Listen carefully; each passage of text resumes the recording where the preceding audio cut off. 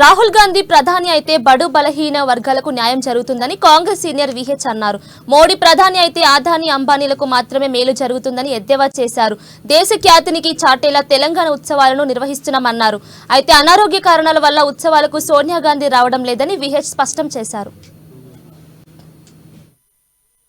ప్రతి బడుగు కలిగిన ఎస్సీ కావచ్చు మైనార్టీ కాదు తప్పనిసరిగా ఇండియా కూటమిని గెలిపియాలి తప్ప ఆయన వస్తే పేదవాళ్ళ భవిష్యత్తు బాగుపడుతుంది. ఎందుకంటే ఇందిరాగాంధీ భూ సంస్కరణ అమలు చేసింది, దున్నేవాడికే భూమి ఇచ్చింది, 20 అంశాల కార్యక్రమం చేసింది.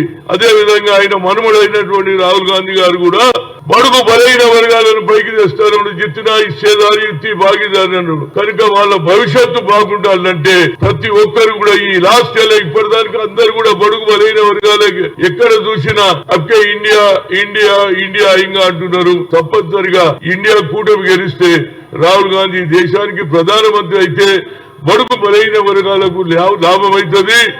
ఈ కోటీశ్వర్లకే అదాని అంబానీలకే లాభం చేశాడు కాబట్టి ప్రజలు గుర్తించారు. కేవలం ఏది రామ జన్మభూమి కోటీశ్వర్లకే పట్టం